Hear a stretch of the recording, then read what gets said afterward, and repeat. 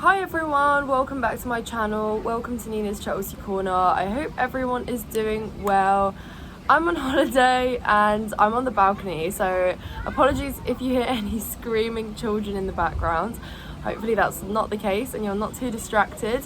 But I wanted to come on and make this video today for you guys to talk a little bit about the recent bad news that we have received regarding Wesley Fofana's sustained injury, and also to discuss the question whether we need to now go in for another centre-back, a discussion which I really didn't want to be having, especially in a pre-season where we're still pursuing a midfielder, first and foremost, most important pursuit. Also potentially a striker or another winger to kind of replace Christian Pulisic as well, as he's left the door.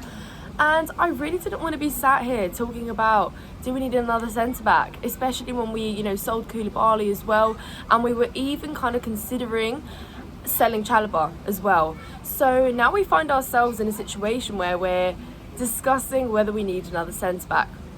So before I get into that, I would ask you guys to subscribe to my channel if you haven't done so already.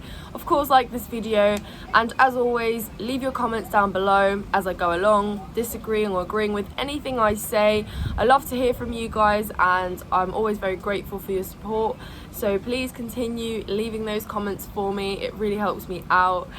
And yes, so unfortunately Wesley Fofana, one of kind of our young defenders which we brought in with bright hopes for the future, somebody that would shine, somebody that we would build our defence around, someone that would be here, for the long-term project and really get us out of those games, a big defender. And me personally, it didn't take long to impress me, not a cheap price tag, brought him in for 75 mil. And of course, when you buy a player with that much value, you want to see and get the best out of him.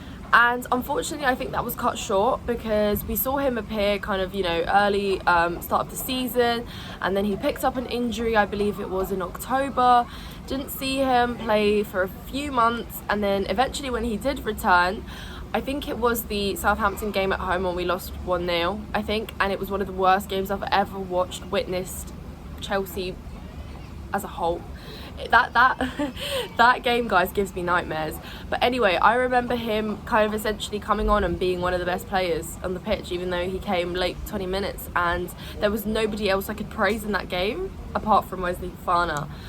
He is someone that has given it his all when he's played in the Chelsea shirt. He didn't need to prove that he wants to be here. I think for me, it was kind of instant off the bat.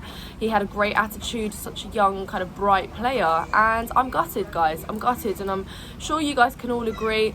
And it's hard in a situation like that when a player gets injured to not kind of also have a little bit of anger for the player.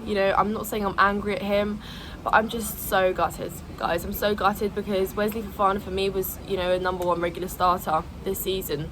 And now we may not see him for a good few months. And, there is another issue raised here. We talked already about an injury and now we're talking about another one. And it's only been one season. And that's worrying, guys, because we know time and time again when a player gets injured, it's difficult, especially if it is a recurring one, which is the case with Wesley Fofana, because apparently it was a knee injury that kind of hadn't healed and was awoken again, and now his ACL is ruptured, so it seems that apparently it is the other knee as well, so clearly there is an issue there. And what you get is some anxiety around this player's future, because it's hard enough for a player coming back physically, playing to that level, and it's a whole other thing coming back mentally. And we're building a new system here. Poch has come to implement a new system here, and this player is missing out this whole season, and it's not the end of the world. And of course we will wait patiently for him. Wesley, take all the time you need. We are all backing you. I'm 100% backing you. And I just hope that it's nothing serious long term, and I hope it's nothing that kind of dampens his mentality as well. So speedy recovery to Wes. So that brings me on to the next question. Do we need another centre-back? Because when we were having this conversation, kind of last season before we sold as many players as we did at the start of the season, we had Thiago Silva, someone that, yes, is very old, but was player of the season, is arguably our best player on the pitch any day when he is completely fit. and we know that we can rely on him. You know, he's so trustworthy, so reliable, a captain, a leader, someone that you need in a team full of so many youngsters now. So he was absolutely making starts for me. Personally, yeah, put him in your starting 11. Not for the long term, you know, if we are building a starting 11 for like the next 5 years, then no. But, you know, he can play, guys. He can play, and I know you guys will agree with me. He can play another season, and yes, we said that there is nowhere we can rely on him to play game in, game out, but you know, we are only playing kind of a 1 game a week, so we're not going to be, you know, exhausting him every time like we have always done and just relied so heavily on Thiago Silva. And of course, Badiashile, you know, another young, bright, talented player that impressed me off the bat when we signed him in January. You know, he was so composed. And who taught him? Thiago Silva. You know, we saw that very kind of sustainable partnership there at the back.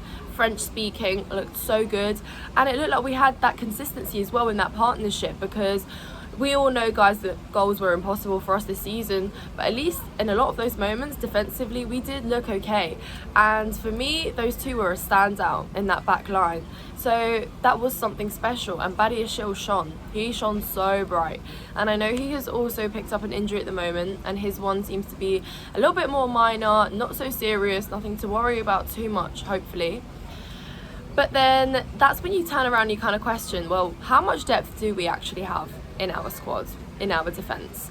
Because defenders weren't in talks about buying at all. You know, kind of rewinds 1 month backwards, it was never really the case. You know, we were always kind of banging on about midfield and you know, attacking players, but we thought defensively we were okay. And of course, with our young kind of talented world-class to-be centre-back Levi Cole, that was also putting our minds at peace a little bit, that we have this player returning to Chelsea, and you know, he's had an absolutely fantastic, phenomenal, don't even know what to call it, season with Brighton, under 21 England Championship as well.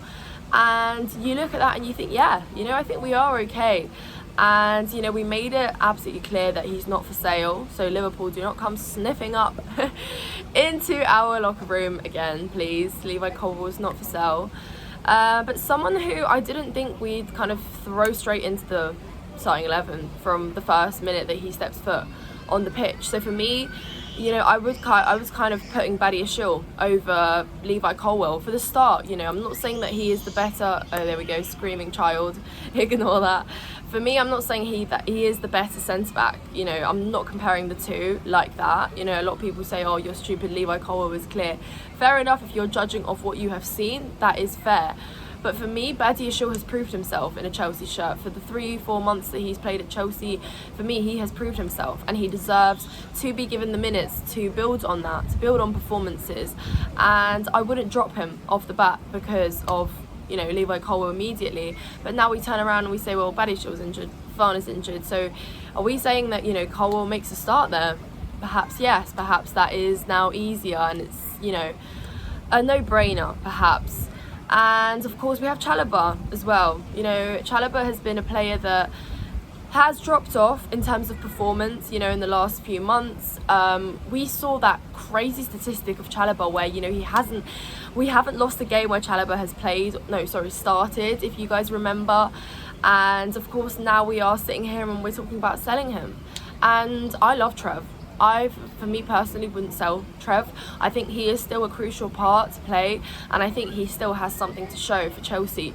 You know, you don't have to question his loyalty to the club. You don't have to question, you know, his best efforts and interest for performing. You know, that's something that's there as well. And if we are talking about, you know, kind of old Chelsea, I mean, he's one of the very few now that you can say has played for Chelsea for more than bloody 2 years now.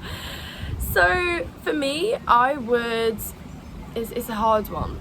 I understand why some people are very, you know, straight on, let's get another centre-back. But for me, I would just stick with what we've got now. Because the last thing I want is us splashing potentially another 70 million on a centre-back that, you know, comes in from a different league, from another team that has, you know, never seen the Premier League and doesn't know what it takes to be in the defensive line, and you know, we are trying to solve our attacking problems, but equally we're trying to make that kind of, you know, defensive line work as well, because you know, they haven't gelled yet, they haven't gotten to know each other yet, and you know, we've got issues on both ends of the pitch, because we know that defensively we were actually one of the better teams in the Premier League, believe it or not. 12th or not, we had that on our sleeve. So you look at that and you think, okay, well, you know, we had something to build on there, so perhaps let's focus on midfield, let's focus on, you know, attacking players, and you know, we're expecting Bediashile to return soon. And for me, with one game a week, I'd say it's not so much of a bad thing. I would be sitting here potentially saying different things if we were in Champions League, you know, we were playing in Europe, but that's not quite the case.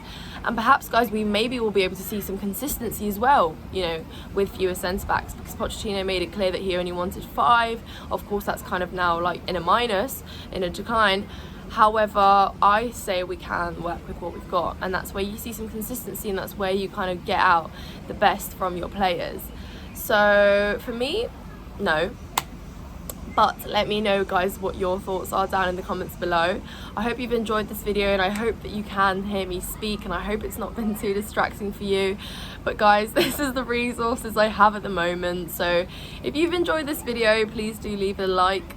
Leave a comment, of course, with your thoughts. Do you want us to sign a new centre-back, or would you rather kind of, you know, brush it under the carpet, work with what we've got, and just flesh out the most that we can from our defenders at the minute? And yeah, I will see you in the next one, guys. Thank you so much for watching.